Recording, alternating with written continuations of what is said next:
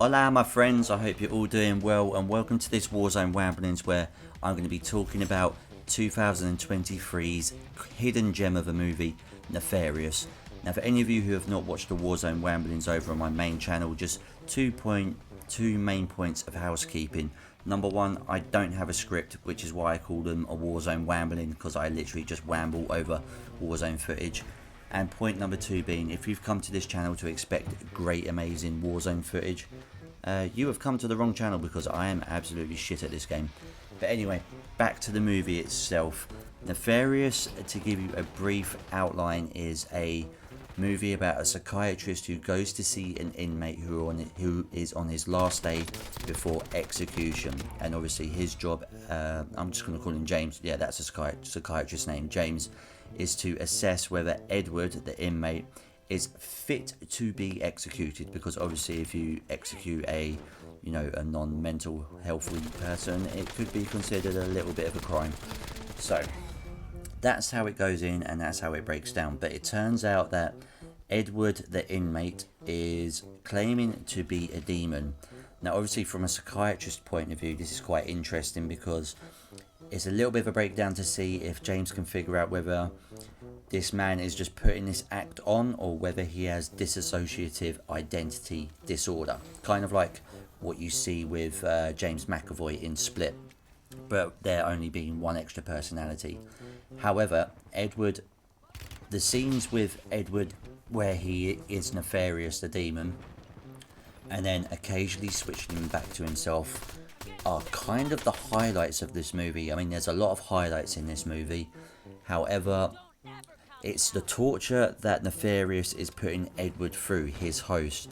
He tortures him in different ways you wouldn't expect of a demonic possession, and that is that a lot of the decisions that Nefarious makes whilst pretending to be Edward will then later harm Edward, later on. And I'm not going to spoil anything for you. As I said, I do wamble through these. I won't spoil anything for you.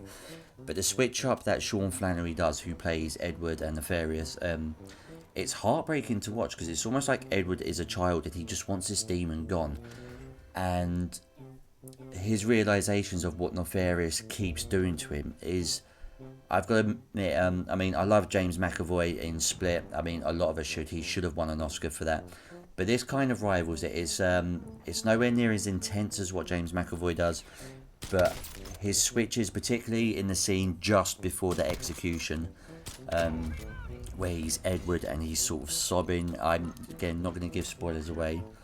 If you can hear a noise in the background, that's also my cat. The scene just before the execution where he is Edward is horrible to watch. And also the reason why Nefarious chose a certain type of execution for Edward as well. When Nefarious goes on about that, it's horrible to watch because he's almost enjoying what's going to happen to Edward. But the main crux of the movie is the psychologist James and Nefarious sitting at a table. And what you might see a lot of clips of is Nefarious talking to James, the psychiatrist, just about his disdain for humanity and his relationship or his ex-relationship with his former father, obviously referring to God there, and his loyalty to his new master, which is obviously Lucifer. And his conversations about the breakdown of humanity. There's a great line that he says in this, God made you in his image, but we remade you in ours.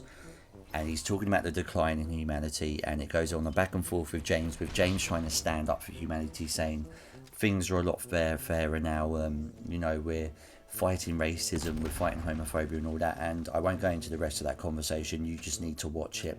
I recommend this movie. It's not really a horror, it's more of a kind of psychological thriller, drama, supernatural kind of number. But yeah, I'll probably give it a 7.9 out of 10. Highly recommend. Not going to win any Oscars, but it doesn't need to. And this is the first Warzone Ramblings on the new channel. So yeah, if you're new here, please subscribe, as you must be. And if you did like this, give a cheeky like. Love ya.